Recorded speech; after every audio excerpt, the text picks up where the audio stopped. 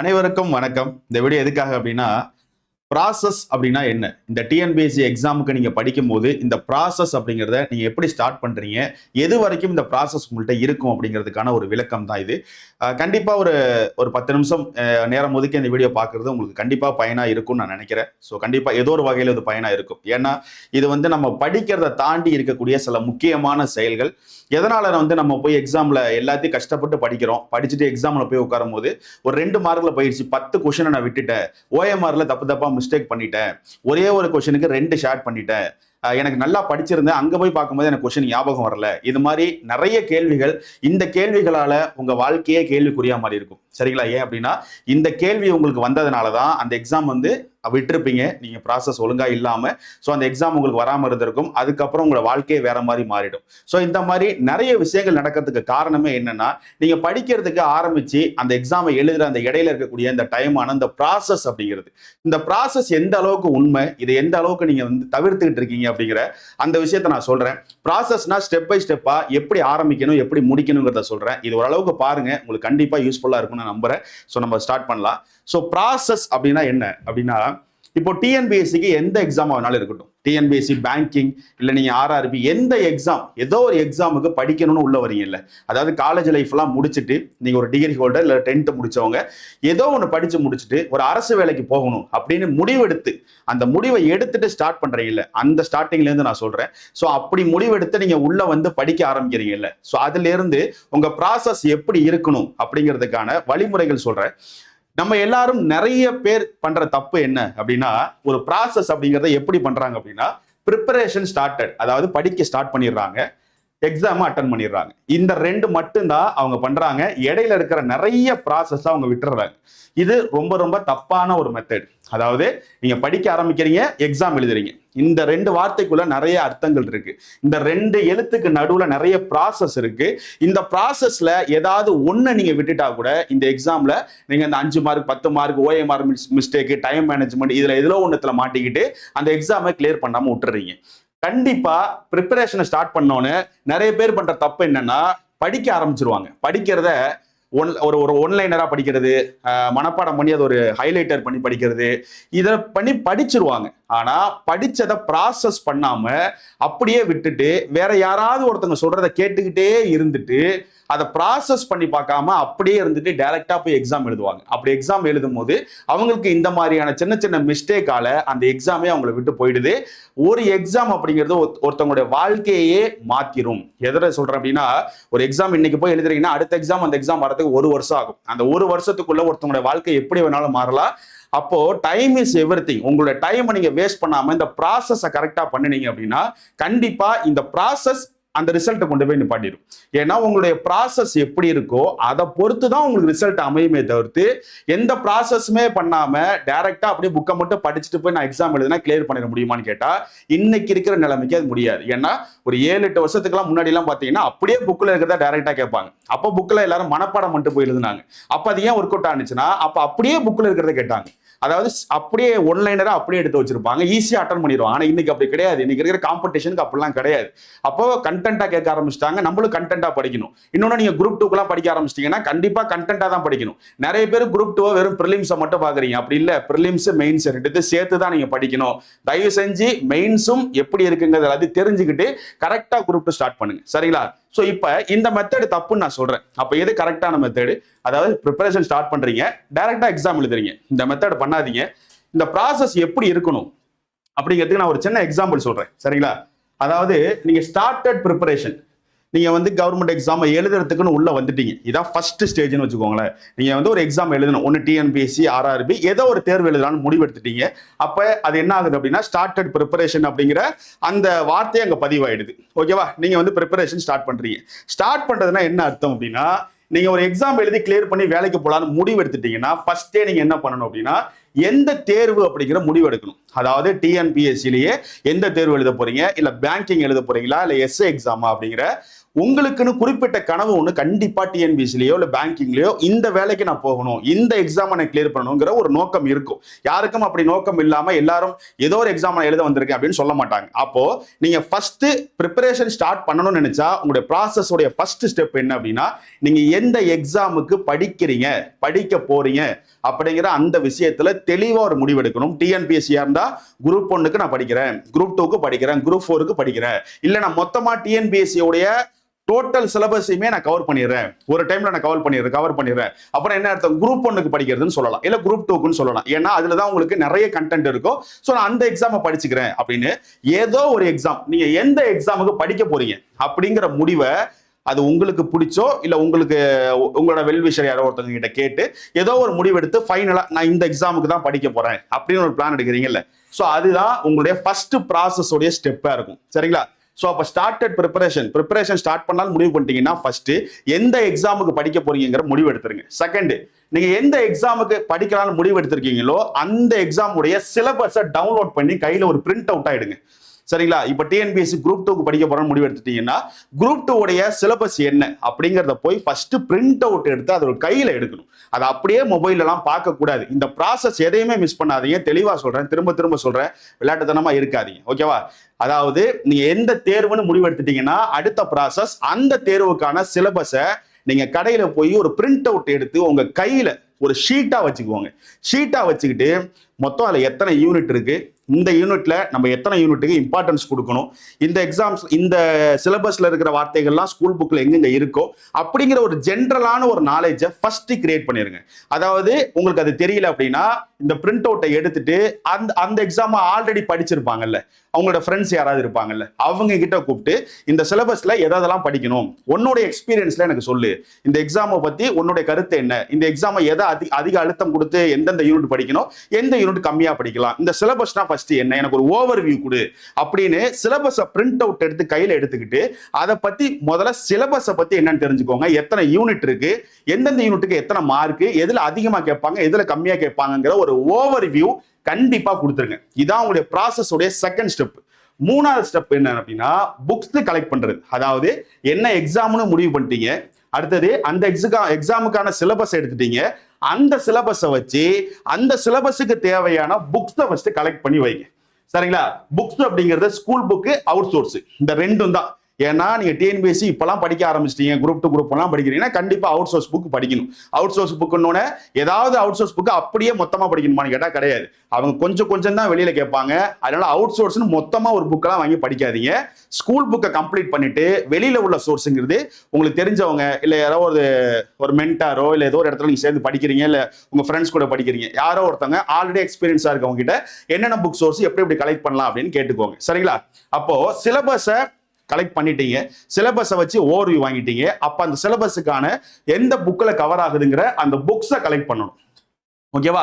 கண்டிப்பா school book, ஏன்னா 70% அவங்க ஸ்கூல் புக்ல இருந்து தான் கொஸ்டின் கேட்பாங்க. அப்ப 6வதுல இருந்து 12வது வரைக்கும் இருக்கக்கூடிய பள்ளி புத்தகத்தை வாங்கிடணும். வாங்கிட்டு அதுல இந்த சிலபஸ்ல இருக்கிறதெல்லாம் எங்கெங்கெல்லாம் வரும் அப்படிங்கிறத நீங்க கரெக்டா நோட் பண்ணிக்கணும். அது உங்களுக்கு தெரியலனா ஆல்ரெடி தெரிஞ்சவங்க கிட்ட கேட்டு அதெல்லாம் நோட் பண்ணி படிச்சுக்கணும். ஓகேவா? அதாவது கலெக்ட் பண்ணிடணும். சரிங்களா? அடுத்தது பாருங்க, அடுத்த ஒரு முக்கியமான முடிவு என்ன, நீங்க ஒரு இன்ஸ்டியூட்ல படிக்கிறீங்களா, இல்ல செல்ஃப் ஸ்டடி பண்ண போறீங்களா, இல்ல உங்க ஃப்ரெண்ட்ஸ் கூட எங்கேயாவது ஏதோ ஒரு பொதுவான ஒரு இடத்துல உட்காந்து எல்லாரும் படிக்க போறீங்களா, ஏதோ ஒண்ணு. சரிங்களா? எங்கேயோ ஒரு இன்ஸ்டியூட்ல சேர்ந்து படிக்கிறது, இல்ல நீங்க செல்ஃபா படிக்கிறது, இல்ல வீட்டுல இருந்துட்டு படிக்கிறது, இல்ல வேலைக்கு போயிட்டே நான் படிக்கிறேன் சார், அப்ப நான் வீட்டுல இருந்துட்டு படிக்கிறேன், அப்படி ஏதோ ஒரு முடிவு எடுக்கிறீங்களா, எப்படி படிக்கலாங்கிற ஒரு முடிவு எடுக்கிறீங்களா, அந்த முடிவு எடுக்க வேண்டிய ஸ்டேஜ் தான் அடுத்த ஸ்டேஜ். ஓகேவா? சரிங்களா? அதாவது ஃபர்ஸ்ட் என்ன எக்ஸாம்னு முடிவு பண்றீங்க, என்ன எக்ஸாம்னு முடிவு பண்ணிட்டீங்கல்ல, அந்த எக்ஸாமுக்கு தேவையான சிலபஸை பிரிண்ட் அவுட் கையில் எடுக்கிறீங்க, அந்த சிலபஸுக்கு தேவையான புக்ஸை கலெக்ட் பண்றீங்க, அந்த புக்ஸை வச்சுக்கிட்டு எக்ஸாமுக்கு எப்படி படிக்க போறோம் அப்படிங்கிற முடிவு எடுக்க போறீங்க. ஒன்னு இன்ஸ்டியூட்டா, இல்ல செல்ஃப் ஸ்டடியா, இல்ல ஃப்ரெண்ட்ஸ் கூட படிக்கிறீங்களா, இல்ல ஏதாவது பொதுவான இடத்துல வெளியில போய் உட்காந்து படிக்கிறீங்களா, நூலகத்துல உட்காந்து படிக்கிறீங்களா, ஏதோ ஒண்ணு எங்க உட்காந்து படிக்க போறீங்க அந்த முடிவு எடுத்துருங்க. சரிங்களா? சோ ஃபைனலா இந்த முடிவு எடுக்கிறீங்கல்ல, ஒரிஜினலா ப்ரிப்பரேஷன் ஸ்டார்ட் ஆகுறது இங்கதான். சரிங்களா? இந்த இடத்துல ஸ்டார்டட் ப்ரிப்பரேஷன் போட்டுருங்கல்ல, இது ஒரிஜினல் ப்ரிப்பரேஷன் ஸ்டார்ட் பண்றது இல்ல. இங்க போட்டிருக்க பாத்தீங்களா, அதனாலதான் இங்க இருந்து ஒரு ஏரோ மாதிரி போட்டிருக்கு. ஒரிஜினலா நீங்க ப்ரிப்பரேஷன் ஸ்டார்ட் பண்ற மெத்தட் இங்க தான் ஆரம்பிக்குது. சரிங்களா? எப்ப ஆரம்பிக்குது, என்ன எக்ஸாம்னு நீங்க முடிவு பண்றீங்க, அந்த எக்ஸாமுக்கு தேவையான சிலபஸை பிரிண்ட் அவுட் எடுக்கிறீங்க, அந்த சிலபஸை பத்தின ஓவர்வியூ எடுத்துக்கிறீங்க, அந்த சிலபஸுக்கு தேவையான புக்ஸை கலெக்ட் பண்ணிக்கிறீங்க, இது எல்லாத்தையும் வச்சுக்கிட்டு நீங்க எப்படி படிக்க போறாங்கிற முடிவு எடுத்துட்டீங்க. அப்பதான் நீங்க படிக்கவே ஆரம்பிக்கிறீங்க. இதுதான் ஒரிஜினலான ப்ரிப்பரேஷன் ஸ்டார்ட் பண்றது. இதுக்கு பேர் தான் ஸ்டார்டட் ப்ரிப்பரேஷன் சொல்றேன். ஓகேவா? இத்தனை ப்ராசஸ், இந்த 4 ப்ராசஸ் தாண்டினாதான் நீங்க ப்ரிப்பரேஷனை ஸ்டார்ட் பண்றீங்க ஒரிஜினலா. ஓகேவா? சரி, இப்போ ஒரிஜினலா ப்ரிப்பரேஷனை ஸ்டார்ட் பண்ணிட்டீங்க. இதுக்கப்புறம் என்ன ப்ராசஸ் இருக்கும் அப்படின்னா, எந்த யூனிட்டை நான் முதல்ல படிக்கணும், சரிங்களா? ஏன்னா இதுக்கப்புறம் ஃபுல்லாவே நீங்க படிக்கிறது, ஏன்னா எல்லாம் முடிவு எடுத்துட்டீங்க, எந்த இடத்துல படிக்க போறாங்கிற முடிவும் எடுத்துட்டீங்க. அதுக்கு அடுத்தது எந்த யூனிட்டை முதல்ல படிக்கணும், சிலபஸ்ல எந்த யூனிட்டுக்கு அதிகமான கொஸ்டின்ஸ் வரும், எதை ஃபர்ஸ்ட் படிக்கணும். இப்போ ப்ரிலிம்ஸ் எடுத்துக்கிட்டீங்கன்னா பாலிட்டி அதிகமான கொஸ்டின் இருக்கும், யூனிட் 8ல அதிகமான கொஸ்டின் இருக்கும், ஐஎன்எம்ல அதிகமான கொஸ்டின் இருக்கும். அப்ப இதெல்லாம் ரொம்ப முக்கியமான சப்ஜெக்ட். ஜியோகிராஃபிலாம் பாத்தீங்கன்னா 10th புக்ல இருக்கிற லெசன் படிச்சா போதும். அப்ப அதெல்லாம் கடைசியா படிச்சுக்கிட்டா போதும்.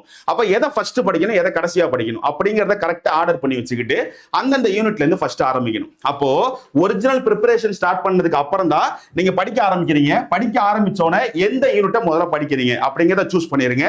இப்ப பிரிலிம்ஸ்க்கு 10 யூனிட்ல ஃபர்ஸ்ட் எது அதிகமா படிக்கணும், பாலிட்டி படிக்கணும். ஓகேவா? நான் தமிழ் எல்லாமே இருக்கு, எல்லாமே சொல்றேன், பட் ஆனா எது இம்பார்ட்டன்ஸ் அதிகமா இருக்குங்கிறத வச்சு நீங்க அதை ஸ்டார்ட் பண்றீங்க. ஓகேவா?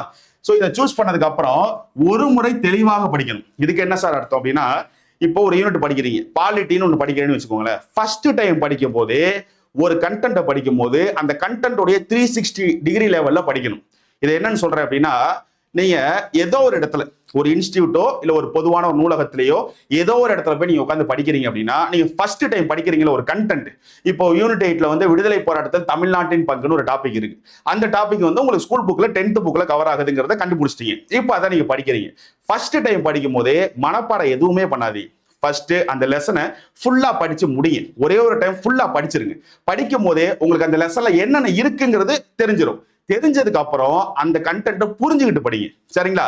புரிஞ்சுக்கிட்டு படிங்க. நான் ஏன் சொல்றேன் அப்படின்னா, நீங்க ஒரு டைம் படிச்சிட்டீங்கன்னா அதுக்கப்புறம் ஒரு எக்ஸாம் உங்களுக்கு ஒருவேளை 2 மார்க் 1 மார்க்ல போனா கூட அடுத்து திரும்ப நீங்க படிக்கும் போது நீங்க புதுசா எதையுமே படிக்க தேவைப்படாது.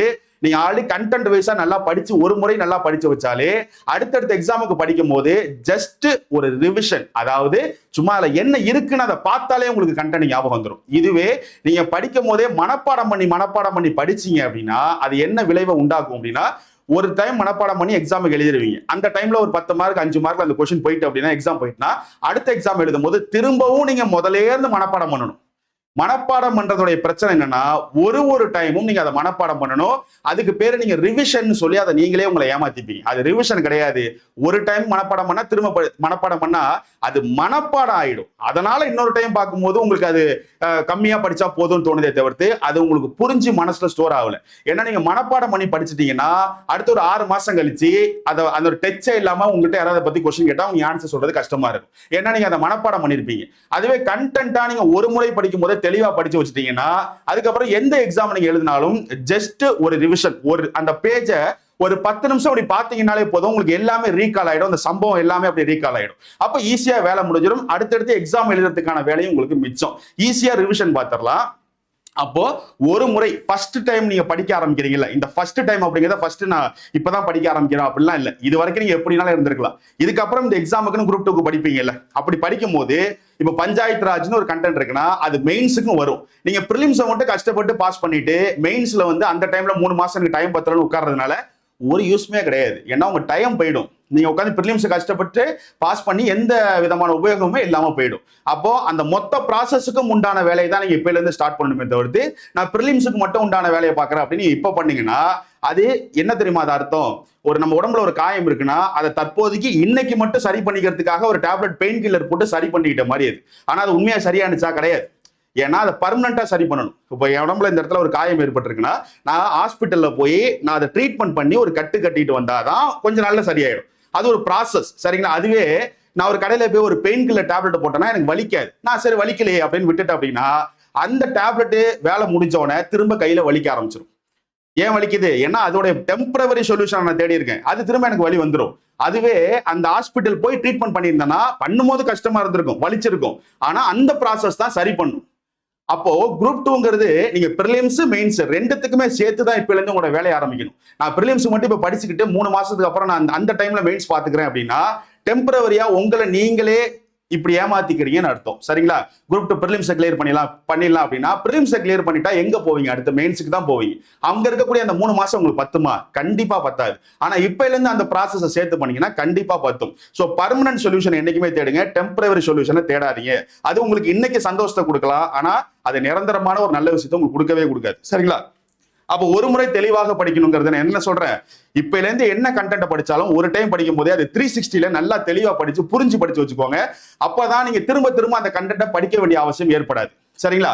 அடுத்த ப்ராசஸ் என்னன்னா, ஒரு முறை தெளிவா படிச்சுட்டீங்கன்னா அதுக்கப்புறம் ஓன் நோட்ஸ் மேக் பண்ணுங்க. இது ரொம்ப முக்கியமான ப்ராசஸ் உடைய ஸ்டேஜ். அதாவது நீங்க என்ன யூனிட்டை படிக்கிறன்னு முடிவெடுத்து அந்த யூனிட்டை நல்லா தெளிவா படிச்சு நீங்க உங்க கையால நோட்ஸ் நீங்க மேக் பண்ணியே ஆகணும். தயவு செஞ்சு ஒரு PDF கிடைக்குது, ஒரு புக்கு கிடைக்குதுன்னா அது எல்லாமே உங்களுக்கு செகண்ட் ஸ்டேஜ். அதாவது நீங்க படிச்சதை ரீகால் பண்ணிக்கிறதுக்கு தான் நீங்க ஒரு PDF கலெக்ட் பண்றீங்க, ஒரு புக்கு வாங்கி படிக்கிறீங்க. சரிங்களா? அதெல்லாம் நீங்க ரீகால் பண்ணிக்கிறதுக்கு. ஆனா உங்க கைப்பட நீங்க ஒரு கண்டென்ட்டை படிச்சு அதை நோட்ஸா மேக் பண்ணாதான் உங்களுடைய கான்பிடென்ட் லெவலே வேற லெவல்ல போயிடும். உண்மையாலுமே இதை ட்ரை பண்ணி பாருங்க.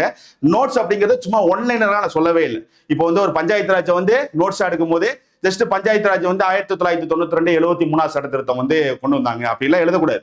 பஞ்சாயத்து ராஜ்னா ஒரு ஆரம்பம் இருக்கு, டக்குன்னு போட்டு இது டிபிஎஸ்பில 40 அப்படிங்கிற ஒரு ஆர்டிக்கல்ல முதல்ல கிராம பஞ்சாயத்து ஏற்படுத்தணும்னு இருந்திருக்கு அப்படிங்கறத எழுதிட்டு அதுக்கப்புறம் தான் இந்த கதையை ஆரம்பிக்கணும். இந்த கமிட்டிகள் இவ்வளவு இருந்துச்சு பஞ்சாயத்து ராஜுக்குன்னு சொல்லிட்டு, அசோக் மேத்தா கமிட்டி, பல்வேத் ராய் மேத்தா குழுங்கிற குழு நிறைய இருந்திருக்குங்கிற அந்த ப்ராசஸ் மாதிரி எழுதணும். அது எங்க ஆரம்பிக்குது எங்க முடியுது அப்படிங்கிற மாதிரி சின்ன ஷார்ட்டா, நான் ரொம்ப கதையால சொல்ல ஷார்ட்டா, ஆனா அது ஸ்டெப் பை ஸ்டெப்பா 1 by 1 இருக்கணும். இதுக்கப்புறம் இது நடந்துச்சு, இதுக்கப்புறம் இது நடந்துச்சுங்கிற மாதிரி அந்த சம்பவத்தை ஒரு கதையா தொகுத்து ரொம்ப ஷார்ட் நோட்ஸா எழுதணும். சரிங்களா? அப்படி மட்டும் உங்க ஓன் நோட்ஸ் நீங்க எழுதிட்டீங்கன்னா உண்மையாலுமே சொல்றேன், இந்த எக்ஸாம்லாம் கிடையாது, நீங்க இருக்கிற வரைக்கும் இந்த கண்டென்ட் உங்களை மறக்கவே மறக்காது. நீங்க இன்னொருத்தங்களுக்கு சொல்லி கொடுத்துக்கிட்டே இருக்கலாம். அது ஒரு நீர் ஊற்று மாதிரி, நீங்க இன்னொருத்தவங்க சொல்லிக் கொடுக்க அது இன்னொருத்தங்க போயிட்டே இருக்கும். அந்த அளவுக்கு பவர்ஃபுல்லான ஒரு விஷயம் இந்த நோட்ஸ் மேக்கிங் அப்படிங்கிறது. தயவு செஞ்சு சார் டைம் வேஸ்ட், எனக்கு டைம் இல்லை, இந்த வார்த்தையை நீங்க சொன்னீங்கனாலே அந்த இடத்துலயே உங்களுடைய பாதி பாஸ் பண்றதுக்கான பர்சன்டேஜ் லெவலை கம்மி பண்ணிக்கிட்டீங்கன்னு அர்த்தம். ஏன் சொல்றேன் அப்படின்னா, நீங்க 10 டைம் புக்கை பார்த்து படிக்கிறதுக்கு சமம் ஒரு டைம் உங்க நோட்ஸை பார்த்து படிக்கிறது. 10 டைம் ஸ்கூல் புக்ல அண்டர்லைன் பண்ணி வச்சு நீங்க படிக்கிறதுக்கு அதை நோட்ஸா மேக் பண்ணி ஒரு டைம் படிச்சீங்கன்னா அது சமம். சரிங்களா? அப்போ ஸ்மார்ட்டா யாரு என்ன பண்ணணும் அப்படின்னா, நீங்க புக்கை அண்டர்லைன் பண்ணி அந்த நேரத்தில் படிச்சுட்டு இம்மிடியா நோட்ஸா மேக் பண்ணி அந்த நோட்ஸை நீங்க படிக்கணுமே தவிர்த்து, அதுதான் 1000 முறை புத்தகத்தை படிப்பதற்கும் உங்களோட ஒரு டைம் உங்களோட ஓன் நோட்ஸை படிப்பதற்கு சமம் அப்படின்னு நான் சொல்றேன். அந்த அளவுக்கு அது பவர்ஃபுல்லான ஒரு விஷயம். இதெல்லாம் மிஸ் பண்ணிடவே பண்ணிடாதீங்க. இன்னொன்னு, நீங்க குரூப் 2க்குலாம் மெயின்ஸ் எழுதணும்னா நீங்க டிஸ்கிரிப்டிவ் தான் பண்ண போறீங்க. குரூப் 2க்குலாம் சரி, 2Aக்கு அப்ஜெக்டிவ் ஓகே.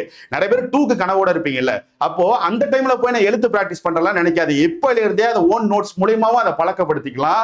அது கூட ஒரு ப்ராசஸா உங்களுக்கு இப்பவே நடக்க ஆரம்பிச்சிடும். சரிங்களா? அப்போ ஒரு முறை தெளிவா படிக்கிறீங்க, படிச்சதை ஓன் நோட்ஸ்ல மேக் பண்றீங்க, நீங்களே ஒரு ஓன் நோட்ஸா மேக் பண்ணிக்கிறீங்க. ஓகேவா? அடுத்தது ஆல் யூனிட்ஸுக்கும் இதே சேம் மெத்தட இந்த ஓன் நோட்ஸ் மெத்தட்ல ஃபாலோ பண்றீங்க. இப்ப நான் சொன்னது எப்படி, ஒரு யூனிட் இப்ப பாலிட்டின்னு படிக்கிறீங்கன்னா பாலிட்டி அப்படி யூனிட் ஃபர்ஸ்ட் படிக்கிறீங்க, அதுல இருக்கிற கண்டென்ட் ஃபர்ஸ்ட் டைம் படிக்கும்போது தெளிவா படிக்கிறீங்க, படிச்சதை ஓன் நோட்ஸா மேக் பண்ணிக்கிறீங்க. இதே மெத்தட எல்லா யூனிட்டுக்குமே ஃபாலோ பண்ணுங்க. ஓகேவா? இதுக்கு அடுத்ததுதான் முக்கியமான ஒரு ஸ்டேஜ், பிராக்டிஸ். இப்பதான் பிராக்டிஸ்ங்கிற மெத்தடே வருது.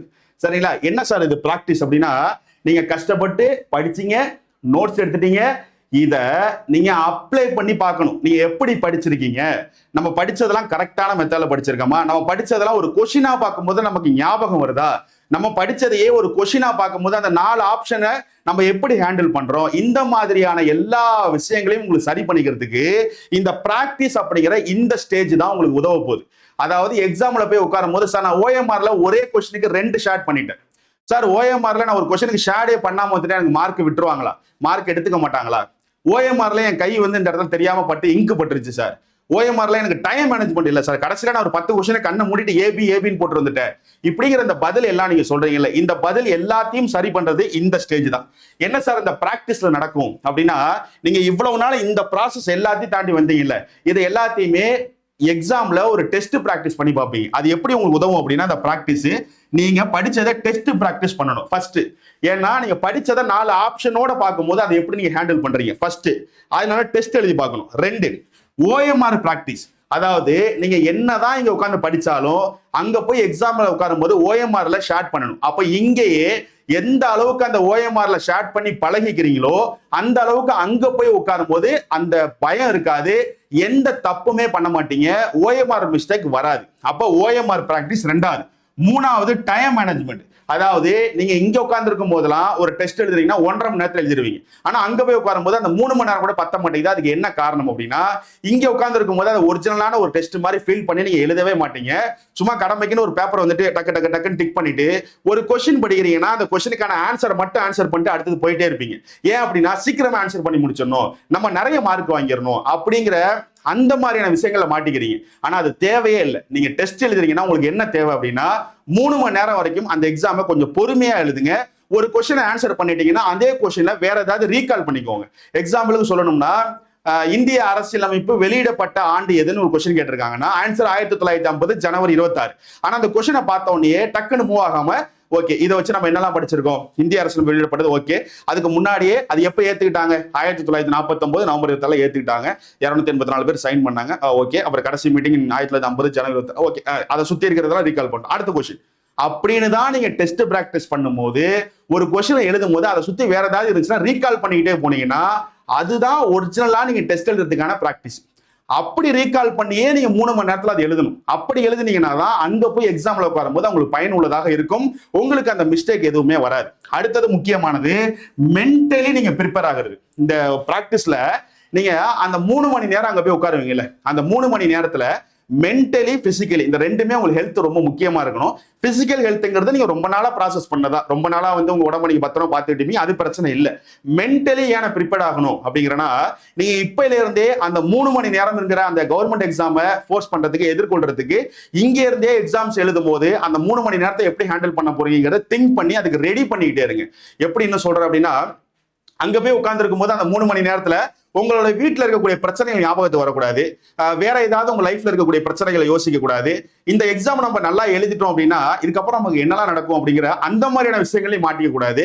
அதாவது நல்ல விஷயம் கெட்ட விஷயம் எதை பத்தியுமே யோசிக்காம அந்த 3 மணி நேரம் அந்த 200 கேள்விகளுக்கு நம்ம எப்படி பதில் அளிக்கிறது, அந்த 200 கேள்விகளை நம்ம ரீகால் பண்ணி எப்படி ஆன்சர் பண்றது, அதை பத்தி மட்டுமே சிந்திக்கணும். அப்ப அதுக்கு ஏற்ற மாதிரி மென்டலி நீங்க ரெடி ஆகணும். அப்ப இங்கெல்லாம் எக்ஸாம்ஸ் எழுதுறீங்கல்ல, இப்போ டெஸ்ட் பிராக்டிஸ் நான் சொல்றேன்ல, இந்த பிராக்டிஸ் பண்ணும்போது ஒரு 3 மணி நேரம் உங்க மொபைல்ல கிளாக் ஆன் பண்ணிக்கோங்க, டைமர் ஆன் பண்ணிக்கோங்க. அந்த 3 மணி நேரத்துல வேற எதை பத்தியுமே யோசிக்காம அங்க உங்க கையில இருக்கக்கூடிய கேள்விகளை பத்தி மட்டுமே யோசிக்கிறீங்களா அப்படிங்கறத உங்களை ப்ரிப்பேர் பண்ணி ரெடி பண்ணிக்கோங்க.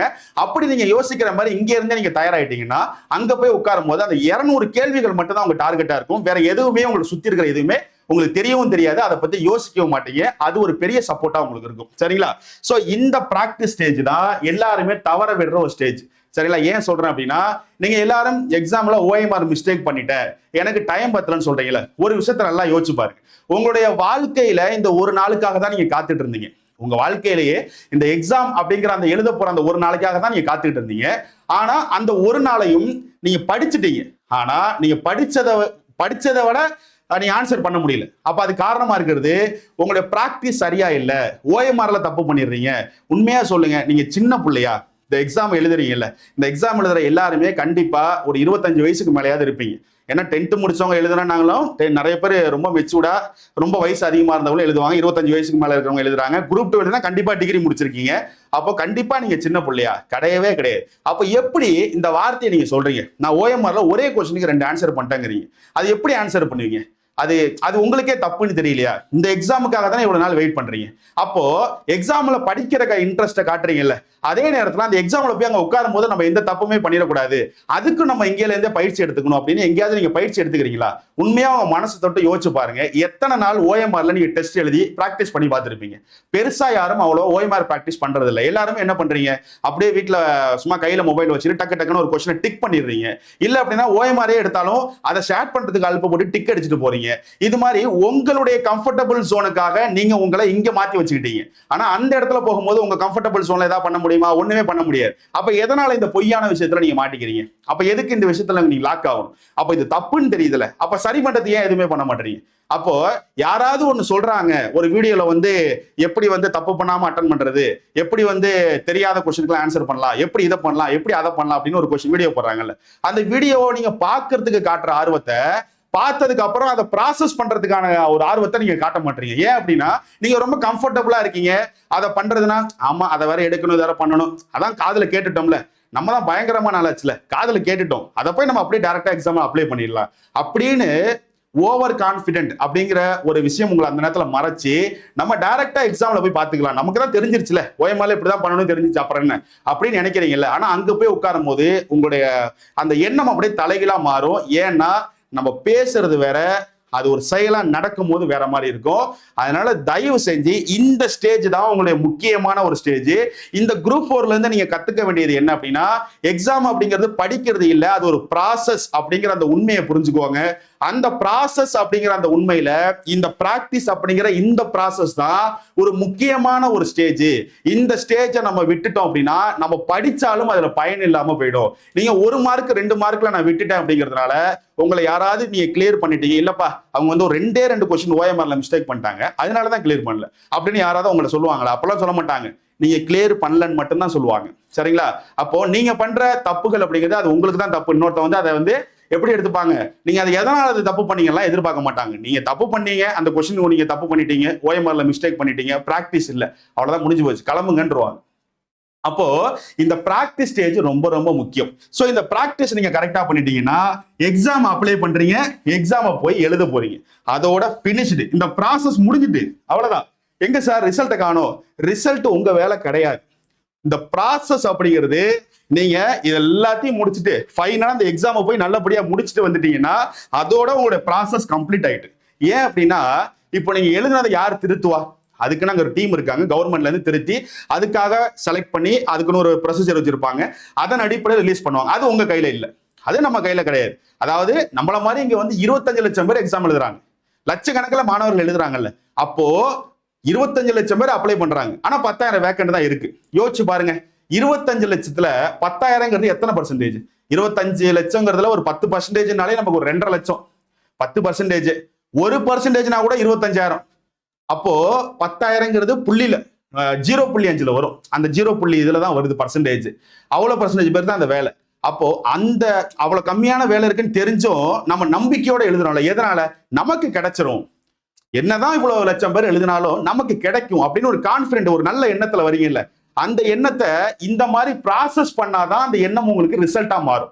நீங்க அந்த நம்பிக்கையில வர்றதை தாண்டி நீங்க வரீங்க, எக்ஸாம் அப்ளை பண்றீங்க, அப்ளை பண்ண உடனே டைரக்டா படிக்க ஆரம்பிச்சிடுறீங்க, படிக்க ஆரம்பிச்ச உடனே டைரக்டா எக்ஸாம் போய் எழுதுறீங்க. இந்த இடையில இருக்கிற இந்த இத்தனை ப்ராசஸ் அப்படியே விட்டுறீங்க. அப்புறம் இத்தனை ப்ராசஸை நீங்க விட்டுட்டீங்கன்னா எப்படி அந்த ஃபைனல் அப்படிங்கிற அந்த ரிசல்ட் உங்களுக்கு நீங்க எதிர்பார்த்த மாதிரி வரும்? அதாவது நீங்க சரியா பண்ண வேண்டிய இவ்வளவு ப்ராசஸை நீங்க விட்டுறீங்க, ஆனா கரெக்டா ஃபைனலா ஒரு ரிசல்ட் வரும்போது அவங்களுக்குன்னு நிறைய பேட்டர்ன் இருக்கும். அதாவது இந்த மார்க் அடிப்படையில இத்தனை பேட்டர்ன் கட் ஆஃப்னு ஒரு பேட்டர்ன் வச்சிருக்கோம், அது நம்ம கையில இல்லை, அது அவங்க அந்த மார்க் அடிப்படையில் தான் முடிவு பண்ணி ரிலீஸ் பண்றாங்க. ஆனா அது மட்டும் நம்ம எதிர்பார்த்த மாதிரியே இருக்கணும். நான் வந்து 160 கொஸ்டின் போட்டேன் எனக்கு வரலையே, 160 போட்ட வரலையே நம்ம யோசிக்கிறோம்ல. ஆனா நம்ம ப்ராசஸ் எல்லாம் நம்ம வேலையை நம்ம சரியா பண்ணோம்னு பார்த்தா அங்க இல்லை. அப்போ தயவு செஞ்சு இந்த ப்ராசஸ் நீங்க கரெக்டா பண்ணினீங்க அப்படின்னா இது போதும். சார் இந்த ப்ராசஸ் அப்படிங்கிறதுல நம்மளுடைய உங்களுடைய பங்கு எவ்வளவு அப்படிங்கிறத சொல்றேன். நான் சொன்னல இவ்வளவு ப்ராசஸ், இதோடைய மொத்த பங்கு 80% உங்களோடது, ஒரு 20% அடுத்தவங்களோடது. இது என்ன சார் கணக்கு அப்படின்னா, நீங்க ஒரு இன்ஸ்டியூட்ல படிக்கிறீங்க, இல்ல ஒரு நூலகத்துல படிக்கிறீங்க, இல்ல ஏதோ ஒரு இடத்துல பொதுவான இடத்துல உங்க நண்பர்களோட உட்காந்து படிக்கிறீங்க, ஏதோ ஒரு இடத்துல படிக்கிறீங்க. ஸோ அவங்களுடைய கைடன்ஸ் உங்களுக்கு கிடைக்கும். ஸோ அவங்க வந்து உங்களுக்கு ஒரு கைட் பண்ணுவாங்க, இல்ல உங்களுக்கு தெரிஞ்சவங்க ஒருத்தவங்க ஆல்ரெடி எக்ஸாம் கிளியர் பண்ணி வேலையில இருப்பாங்க, அவங்க உங்களுக்கு தெரிஞ்சவங்க, அவங்க உங்களுக்கு ஒரு கைட் பண்ணுவாங்க. இப்படி உங்களை சாராத இன்னொருத்தங்களை நீங்க நம்புவீங்கல்ல, அவங்க உங்களுக்கு ஒரு ஐடியாலஜி கொடுப்பாங்கல்ல, அவங்க கொடுக்குற ஐடியாலஜி அதை நீங்க அப்ளை பண்றது எல்லாமே ஒரு 20% தான். சரிங்களா? அப்போ நான் இவ்வளவு நேரம் சொன்ன இந்த எல்லா ப்ராசஸையுமே 80% நீங்க தான் பண்ண முடியும். ஒரு 20% மத்தவங்க சொல்லதான் முடியும். மத்தவங்க இப்படி பண்ணு, அப்படி பண்ணு, இந்த கண்டென்ட் இப்படி படிச்சுனா புரிஞ்சுக்கலாம், இப்படிதான் ஓஎம்ஆர்ல எழுதணும் அப்படின்னு சொல்ல முடியும். அதனாலதான் 20%, அவங்களுக்கு 20% தான் வேலை இருக்கு. ஆனா அது எல்லாத்தையும் செய்ய போறது நீங்க. அப்போ உங்களுக்கு தான் 80% இந்த ப்ராசஸோடைய பொறுப்பு இருக்கு. ஓகேவா? அதனாலதான் உங்களுக்கு ஒரு வெற்றி கிடைக்குது, ஒரு எக்ஸாம் எழுதி கிளியர் பண்றீங்கன்னா அதோட மொத்தமா ஒரு 80%க்கு மேல உங்களுக்கு தான் பங்கு. அதாவது நீங்க தான் அதுக்கு காரணம். ஒரு எக்ஸாமை கிளியர் பண்றீங்கன்னா அது உண்மையாலுமே உங்களுடைய வெற்றி. அது ஏன் சொல்றேன் அப்படின்னா, நான் நேற்று கூட சொல்லியிருப்பேன், ஒரு இன்ஸ்டியூட்டோ இல்ல ஒரு நூலகமோ இல்ல ஒரு பொதுவான இடத்துலயோ ஒரு 500 மாணவர்கள் உட்கார்ந்து படிக்கிறாங்கன்னா ஒரு எக்ஸாம்ல அந்த 500 பேர்ல எத்தனை பேர் கிளியர் பண்ணுவாங்க? ஒரு 50 பேர் 100 பேர் கிளியர் பண்றாங்க. அப்ப ஏன் பேலன்ஸ் சொல்லுவாங்க பண்ண மாட்டாங்க? ஏன் எந்த ஒரு இடத்துலயுமே முழுமையாக மாணவர்கள் படிப்பாங்கல்ல, ஒரு 50 பேர் ஒரு இடத்துல படிப்பாங்க, ஆனா 50 பேருமே கிளியர் பண்ண மாட்டாங்க. 100 பேர் படிப்பாங்க, 100 பேருமே கிளியர் பண்ண மாட்டாங்க. எதனால இப்படி நடக்குது? ஏன் அப்படின்னா, நான் சொன்னல இவ்வளவு ப்ராசஸ் இல்ல, நீங்க படிக்கிற இடத்துல உங்களுக்கு சொல்லிக் கொடுக்கிறது, நீங்க சொல்லிக் கொடுக்கறதெல்லாம் தாண்டி தனிப்பட்ட ஒரு நபரும் அவங்களுடைய வாழ்க்கையில அவங்களோட சூழ்நிலையை தாண்டி எப்படி ஓவர் கம் பண்ணி அந்த இடத்தை அடாப்ட் பண்ணி அந்த அவங்க சொல்லிக் கொடுக்கறத படிக்கிறதோ இந்த ப்ராசஸை கரெக்டா பண்றதோ அப்படிங்கிற விஷயத்த பண்றாங்களோ அவங்களுக்கு ரிசல்ட் கிடைக்குது. நான் சொல்றது உங்களுக்கு புரியுதா? அதாவது தனிப்பட்ட முறையில ஒரு 100 பேர் இருக்காங்கன்னா 100 பேரும் தனிப்பட்ட முறையில எப்படி படிக்கிறாங்க, அவங்களுடைய சூழ்நிலை, அவங்களுக்குன்னு ஒரு குடும்ப சூழ்நிலை, கஷ்டப்படுற சூழ்நிலை, இல்ல அவங்களுக்குன்னு குடும்ப பிரச்சனைகள், அவங்களுக்கு பர்சனலா ஏதாவது பிரச்சனைகள், இப்படி ஒவ்வொருத்தங்களுக்கும் ஒரு பிரச்சனை இருக்கும். அதை தாண்டி ஒவ்வொருத்தங்களும் தனிப்பட்ட முறையில அதெல்லாம் எப்படி ஓவர் கம் பண்ணி அங்க சொல்லிக் கொடுக்கறத ஹேண்டில் பண்ணி கரெக்டா ப்ராசஸ் பண்றாங்களோ அவங்களுக்கு அந்த ரிசல்ட் கிடைச்சிருது. சிம்பிள், அவ்வளவுதான். அப்ப யாருக்கு கிடைக்காம போகுது? எல்லாருமே இங்க படிக்க வந்துடுறாங்க, ஆனா இந்த ப்ராசஸ மிஸ் பண்றாங்க. ரெண்டாவது, அவங்களோட தனிப்பட்ட வாழ்க்கையில் இருக்கக்கூடிய சூழ்நிலையை ஓவர் கம் பண்ணாம அதை நினைச்சு கவலைப்பட்டு இந்த பக்கம் படிப்பையும் விட்டுறாங்க, இந்த பக்கம் அவங்க லைஃபையும் விட்டுறாங்க. ரெண்டுத்துக்கும் நடுநிலையான ஒரு இடத்துல மாட்டிக்கிறாங்க. சரிங்களா? ஒரு எக்ஸாம், நான் இப்ப கூட இந்த குரூப் 4 எக்ஸாம் எழுதுனீங்கன்னா, இந்த எக்ஸாம் நீங்க எழுதி அங்க ஒரு கொஸ்டினை நீங்க பாக்குறீங்கன்னா, அது வந்து இப்ப நான் நடத்தினேன் அப்படின்னா நான் நடத்தினால வந்துச்சான்னு கேட்டா அப்படிலாம் கிடையவே கிடையாது. அந்த கொஸ்டினை நான் நடத்தினால வந்துச்சு அப்படின்லாம் எனக்கு வந்து அதை சொல்லிக்கவே கூடாது. ஏன் சொல்லிக்க கூடாதுன்னா, நான் நடத்தினது எங்க இருந்து, நானும் உலகத்துல இல்லாத புக்கில இருந்து எடுத்துட்டு வந்தேன். அப்படி கிடையாது. அவங்க ஸ்கூல் புக்குன்னு சொல்லிட்டாங்க, அவங்க ஸ்கூல் புக்குன்னு சொன்னாங்க. அது சம்பந்தப்பட்ட அவுட் சோர்ஸ் அவங்க எங்க கேட்கறாங்கிறது நமக்கு ஒரு அளவுக்கு தெரியுது. அதை எடுத்து நம்ம சொல்லிக் கொடுக்குறோம். அதாவது அவங்க சொல்லி கொடுத்துட்டாங்க. எக்ஸாம்பிளுக்கு இன்னும் கிளியரா சொல்ல போனா, இதுதான் ஒரு வட்டம்னு வச்சுங்க.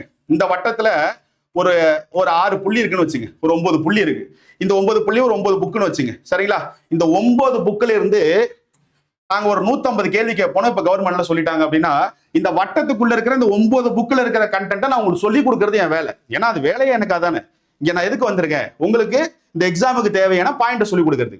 அப்போ இந்த வட்டத்துக்குள்ள இருக்கிற இந்த புக்ல அவங்க வந்து நமக்கே தெரியுதுல, படிக்கும் போது எல்லாம் ரொம்ப முக்கியமானதா இருக்கலாம் அப்படின்னு நம்ம எடுக்கிறோம். அதன் அடிப்படையில ப்ரீவியஸ் இயர் கொஸ்டின் அவங்க என்ன கேட்டிருக்காங்க, அதன் அடிப்படையில நம்ம இதுல இருக்கிறத எடுத்து உங்களுக்கு சொல்லித்தரோம். அந்த சொல்லித்தரது இந்த புக்ல இருந்து 150 கேள்வி வந்துச்சுன்னா, இப்ப நான் நடத்துனது வந்துச்சு நான் சொல்ல முடியாது. ஏன் அப்படின்னா, இந்த வட்டம் இருக்குல்ல, இந்த வட்டத்துக்குள்ள அவங்க என்னன்னு சொல்லிட்டாங்க, அதை நான் சொல்லி கொடுத்தேன். இதுல இருந்து கேள்வி வந்துச்சு, அதுல இருந்து தான் கேள்வி வரும்னு நமக்கு தெரியுமே, அதை எப்படி நான் சொல்ல முடியும்? அது எனக்கு கிடையாது. அப்ப யாருக்கு இந்த 150 கேள்வி தெரிஞ்சிருது நீங்க ஆன்சர் பண்ணீங்கன்னா யாருக்கு கிரெடிட்? அது உங்களுக்கு மட்டும் தான் அந்த கிரெடிட்ஸ். ஏன் அப்படின்னா, நீங்க தான் உங்களோட தனிப்பட்ட சூழ்நிலை உங்க வாழ்க்கையில ஓவர் கம் பண்ணி, உங்களோட வீட்டில் இருக்கிற பிரச்சனையை ஓவர் கம் பண்ணி, நான் இவ்வளவு நேரம் சொன்ன ப்ராசஸ் கரெக்டா பண்ணி, நீங்க தான் தனிப்பட்ட முறையில உங்க வாழ்க்கையில ஒரு நாளையும் கஷ்டத்தோட நம்ம இன்னைக்கு ஜெயிச்சிருவோம்னு ஒரு நாளும் அதை தாங்கிக்கிட்டு நின்னீங்கல்ல, அதுக்கு கிடைச்ச வெற்றி தான் இந்த கேள்விகள் அங்க இருக்கிறது. வேற யாருக்கும் அந்த கேள்விகள்லாம் இல்லை. சரிங்களா? சோ இந்த கேள்வி இப்ப நான் எக்ஸாம்ஸ்ல குரூப் 4ல வந்து சார் ஜிஎஸ் வந்து நிறைய கொஸ்டின் வந்து நீங்க சொன்னது, நான் சொன்னது வரல. திரும்ப சொல்றேன், நான் சொன்னது வரல. ஒரு பஞ்சாயத்து ராஜ்னு ஒரு டாபிக் இருந்துச்சு. அந்த டாபிக்னால என்ன இருக்கும்? பஞ்சாயத்து ராஜ்னா என்ன ஆர்டிகல் கேட்பாங்க, ஓகே. அதுக்குன்னு சம்பந்தப்பட்ட கமிட்டி என்ன, ஓகே. அவ்வளவுதான் இருக்கு. அதை தான் நான் சொல்லி தரேன். அதை ரிப்பீட்டடா நான் உங்கள்கிட்ட சொல்றதுனால உங்க மனசுல அது பதிஞ்சிருது. அதை நான் கண்டென்ட்டா சொல்றதுனால உங்களுக்கு அது பதிஞ்சிருது. அது உங்களுக்கு கதையா தெரியறதுனால பதிஞ்சிருது. அவ்வளவுதான் காரணமே தவிர்த்து நம்ம சொல்லி கொடுத்ததுனால அங்க வந்துச்சான்னு கேட்டா அப்படிலாம் வரல. சரிங்களா? அதுக்கு முழுக்க அந்த கொஸ்டினை நீங்க ஆன்சர் பண்ணிட்டீங்க அப்படின்னா அது கிரெடிட்ஸ் உங்களுக்கு தான். நீங்க தனிப்பட்ட முறையில இந்த ப்ராசஸை கரெக்டா பண்ணி உங்க வாழ்க்கையில் இருக்கக்கூடிய ஒரு பிரச்சனையும் நீங்க தாண்டி வரீங்கல்ல, அதுக்கு கிடைச்ச வெற்றி தான் அங்க இருக்கிற கொஸ்டின். சரிங்களா? அப்போ ஏன்னா அவங்க நமக்கு சிலபஸ் ஒன்று கொடுத்துட்டாங்க, அதுல இருந்தா கொஸ்டின் வரும். அப்போ அதுல நம்ம எல்லாத்தையும் சொல்றோம். அப்போ அதுல இருந்து கொஸ்டின் வந்துச்சுன்னா அதை நம்ம எடுத்துக்க கூடாது. அப்போ உங்களுக்கு தான் இது சொந்தம். ஏன் அப்படின்னா, நான் இங்க காட்டினால இவ்வளவு ப்ராசஸ், இது எல்லாத்தையும் நீங்க ஒத்த ஆளா உட்காந்து ஓவர் கம் பண்ணி வரீங்க. ஏன்னா உங்களுக்கு தனிப்பட்ட முறையில், ஏன்னா இப்ப எனக்கு தனிப்பட்ட முறையில் பிரச்சனை இருக்கும்ல, எனக்கு ஏதோ வீட்டுல பர்சனல் இஷ்யூன்னு ஒன்று வருது, அதை தாண்டி நான் இங்க நிக்கணும். அப்ப அது என்னுடைய ப்ராசஸ். அப்போ உங்களுக்கு உங்க வீட்டுல இருக்கிற பிரச்சனை, ஏன்னா நிறைய பேருக்கு வந்து நிறைய பேர் மேரேஜ் பண்ணாம வெயிட் பண்ணுவாங்க, நிறைய பேர் கடன் இருக்கும், அதில் வச்சுக்கிட்டு படிச்சுட்டு இருப்பாங்க. தனிப்பட்ட முறையில் ஏதோ ஒரு பிரச்சனை ஒவ்வொருத்தங்களோட வாழ்க்கையிலும் இந்த எக்ஸாமுக்கு படிக்கிறவங்களுக்கு இருக்கு. சரிங்களா? வீட்டுக்கு வெளியில வந்தாலே என்னப்பா இன்னும் எக்ஸாம் கிளியர் பண்ணலையா அப்படின்னு வார்த்தை கேட்பாங்க. அந்த வார்த்தையை கேட்டு நீங்க அடுத்த நாள் படிக்கிறீங்கல்ல, அதை விட பெருசா வேற யாருக்கும் உங்களோட வெற்றி சொந்தமா போயிட முடியும்? யாருக்குமே கிடையாது. உங்களுக்கு மட்டும்தான் உங்களோட வெற்றி. சரிங்களா? அதே மாதிரி கொஸ்டினை மிஸ் பண்ணிட்டீங்க, ஒரு 4-5 கொஸ்டினை விட்டுட்டேன், இந்த டைம் அட்டெம்ப்ட் போயிட்டுன்னா அதெல்லாம் ஒன்றும் பயப்படாதீங்க. நான் இந்த ப்ராசஸ்ல ஒரு முக்கியமான ப்ராசஸ் ஒன்று சொன்னேன். என்னது? ஒரு முறை தெளிவா படிங்க. இது எதுக்காக நான் சொன்னேன் அப்படின்னா, ஒரு டைம் படிக்கும் போது தெளிவா படிச்சு வச்சிட்டீங்கன்னா அந்த எக்ஸாம் எழுதும் போது ஒரு 4 கொஸ்டின் 5 கொஸ்டின் அந்த எக்ஸாம் போனாலும் அடுத்த அட்டெம்ப்ட் அந்த எக்ஸாம் எழுதும் போது நீங்க பெருசா மெனக்கட வேண்டாம் படிக்கிறதுக்கு. ஆல்ரெடி நல்ல கண்டென்ட் வைஸா தெளிவா படிச்சனால ஜஸ்ட் ரிவிஷன் பண்ணா போதும், அடுத்த எக்ஸாம் எழுதி கிளியர் பண்ணிட முடியும். இதை நீங்க மனப்பாடம் பண்ணி மட்டுமே வச்சிருந்தீங்கன்னா அடுத்த டைம் எக்ஸாம் ஆரம்பிக்கும் போதும் திரும்ப நீங்க ஸ்டார்டிங்ல இருந்து மனப்பாடம் பண்ணணும். சரிங்களா? அதனாலதான் இதெல்லாம் தெளிவா பண்ணுங்கிற. சோ இந்த ப்ராசஸ் அப்படிங்கறதுடைய ஒரு ரீகால் சொல்றேன் பாருங்க.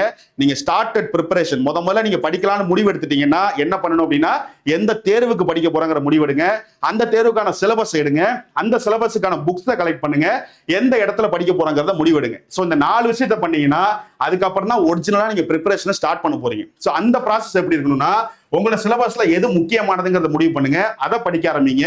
அதை ஃபர்ஸ்ட் டைம் படிக்கும் போதே தெளிவா படிங்க. அதை படிச்சதை உங்களுடைய ஓன் நோட்ஸா மேக் பண்ணுங்க. மேக் பண்ணதை இதே மெத்தடை எல்லா யூனிட்டுக்கும் ஃபாலோ பண்ணுங்க. அதை ஃபாலோ பண்ணி முடிச்சதுக்கு அப்புறம் பிராக்டிஸ்ங்கிற மெத்தடுக்கு வாங்க. பிராக்டிஸ் அப்படின்னா ஏதோ ஒரு இன்ஸ்டியூட்டோ ஏதோ ஒரு இடத்துல டெஸ்ட் பேட்ச் போடுவீங்க, அந்த டெஸ்ட் எழுதி பிராக்டிஸ் பண்ணுங்க. அந்த டெஸ்ட் எழுதும் போதே OMR பிராக்டிஸ் பண்ணுங்க, டைம் மேனேஜ்மெண்ட் பண்ணுங்க, மென்டலி உங்களை ப்ரிப்பேர் பண்ணிக்கோங்க. இந்த எல்லா விஷயத்தையும் இந்த பிராக்டிஸ்ல பண்ணுங்க. எக்ஸாமுக்கு அப்ளை பண்ணுங்க, எக்ஸாம் போய் எழுதுங்க. உங்களுடைய ப்ராசஸ் கம்ப்ளீட்டட். அடுத்த வேலையை பார்த்து நீங்க பாட்டு போயிட்டே இருங்க. ரிசல்ட் வர்ற அன்னைக்கு அது பாசிட்டிவா வந்தா ஓகே, வேலைக்கு போக போறீங்க. ஒருவேளை 2-3 மார்க்ல நெகட்டிவா போனா ஒரு பிரச்சனையும் கிடையாது.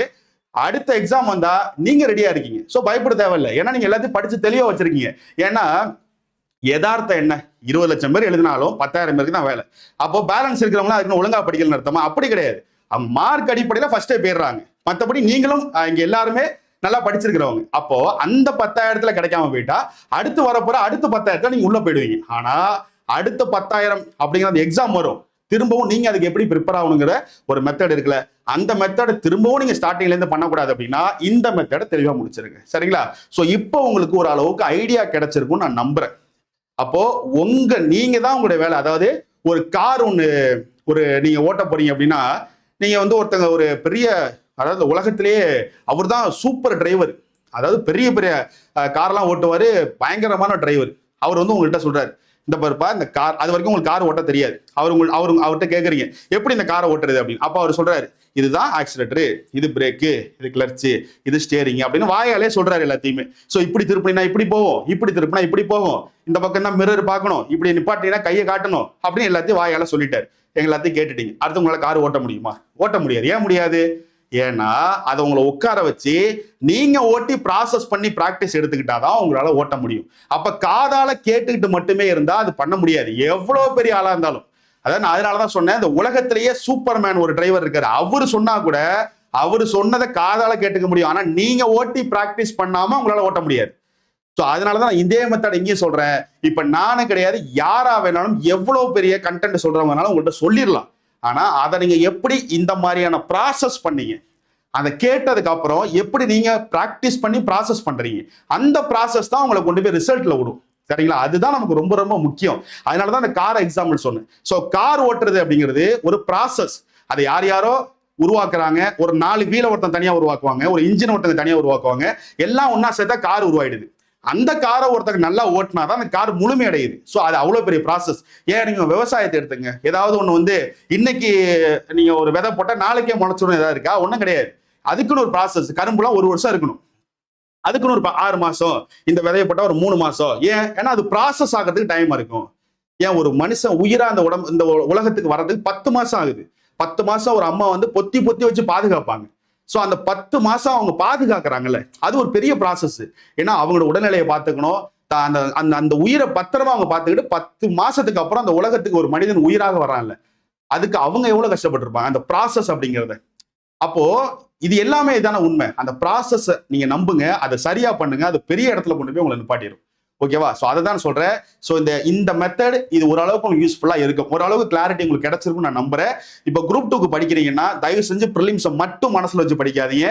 ஏன்னா நீங்க கஷ்டப்பட்டு ப்ரிலிம்ஸ் கிளியர் பண்றதுங்கிறது டெம்பரவரி சொல்யூஷன். நீங்க மெயின்ஸுக்கு முழுமையாக நாங்க இப்பயே படிக்கணும்னு சொல்லல. ஆனா மெயின்ஸுக்கும் ப்ரிலிம்ஸுக்கும் சேம் கண்டென்ட்டா ஒரே டாபிக் 2 இடத்துலயுமே இருந்துச்சுன்னா அதை ப்ரிலிம்ஸுக்கு படிக்கும் போதே மெயின்ஸுக்கும் கூடுதலாக கொஞ்சம் விஷயத்தை படிச்சா போதும். நீங்க நினைக்கிற மாதிரி மெயின்ஸுங்கிறது தனியா அப்படி அதுக்குன்னு ஒரு உலகமே இருக்கான்லாம் ஒண்ணுமே கிடையாது. நீங்க ப்ரிலிம்ஸ் படிக்கிறீங்கல்ல, அதே தான் கண்டென்ட் வைஸா கூடுதலா ஒரு 10 பாயிண்ட் படிக்க போறீங்க. மற்றபடி ஒண்ணுமே கிடையாது. மெயின்ஸுக்கு நீங்க இப்ப இருந்தே பிராக்டிஸ் எடுக்கணும். என்ன சார் பிராக்டிஸ் எடுக்கலாம் அப்படின்னா, தயவு செஞ்சு ரிட்டன் பிராக்டிஸ் எடுங்க. சார் நான் குரூப் 2A எழுத போறேன் சார், அப்ஜெக்டிவ் நான் எதுக்கு எடுக்கணும் அப்படின்னா, அங்கேயும் நீங்க வந்து தமிழ் எலிஜிபிலிட்டி எழுதணும்ல, அங்க ஒண்ணு இருக்கு. இன்னொன்னு நீ குரூப் 2க்கு போவீங்க, அங்க டிஸ்கிரிப்டிவ் எழுதுற மாதிரி இருக்கும். இப்படி எல்லா விதத்திலுமே டக்குன்னு உங்களுக்கு ஹெல்ப் பண்ணும். ஓகேவா? அதனால இப்ப இருந்தே உங்க நோட்ஸ் மேக் பண்ணி எழுதுற பழக்கத்தை கொண்டு வந்துருங்க. அது மெயின்ஸுக்கு யூஸ் ஆகும். மெயின்ஸோட கண்டென்ட் இப்ப இருந்தே கூடுதலாக படிங்க, அது மெயின்ஸ்க்கு யூஸ் ஆகும். இப்படி இப்ப இருந்தே குரூப் 2 கரெக்டா படிக்க ஆரம்பிச்சீங்கன்னா நீங்க கண்டிப்பா இந்த ப்ராசஸ் நம்புங்க. உங்களை கண்டிப்பா, அதாவது இப்போ இவ்வளவு பெரிய ப்ராசஸ் இருக்கு நான் உங்கள்கிட்ட சொல்லிட்டேன், அதை சொல்லதான் என்னால முடியும். ஆனா இது எல்லாத்தையும் நீங்க தனிப்பட்ட முறையில் செய்யறீங்கல்ல, அதுதான் இந்த ப்ராசஸோடைய உண்மையான வெற்றிங்கிற. இப்போ இந்த 80% இருக்குல்ல, இந்த 80%ங்கிறது இந்த 20%ங்கிறது நான் இவ்வளவு நேரம் சொன்னது. இந்த 80%ங்கிறது எல்லாத்தையும் நீங்க அப்ளை பண்றது. ஏன்னா உங்களுக்கு தான் உங்க வழி தெரியும். ஒவ்வொருத்தங்களுக்கும் தனிப்பட்ட முறையில் என்ன மாதிரியான நிறைய பேர் ஹவுஸ் ஒய்ஃபா இருப்பீங்க, அவங்களாம் நிறைய நான் கமெண்ட்ஸ் எல்லாம் பாக்குறேன். அவங்களாம் வீட்டுல எவ்வளவு பிரச்சனைகளை தாண்டிட்டு நீங்க படிப்பீங்க. அப்போ நான் எல்லாருக்கும் சொல்ற பொதுவான ஒரு ஸ்ட்ராட்டஜி உங்களுக்கு சொல்ல முடியாதுல்ல. ஏன் அப்படின்னா உங்களோட வாழ்க்கையுடைய பயணம் வேற. இப்படி ஒவ்வொருத்தங்களுக்கும் தனிப்பட்ட முறையில் அவங்களோட வாழ்க்கையே வேற மாதிரி இருக்கும். அதெல்லாம் தாண்டி ஓவர் கம் பண்ணி உங்க ப்ராசஸை சக்சஸ் பண்றீங்கல்ல, அது உங்களுக்கு தான் அந்த வெற்றி. உங்களோட வெற்றி வேற யாராலையும் எடுத்துக்கொள்ளப்படக்கூடாது. உங்க வெற்றி உங்களுக்கு மட்டுமே சொந்தமானது. ஏன்னா தனிப்பட்ட முறையில் அதுக்கு நீங்க அவ்வளவு கஷ்டப்படுறீங்க.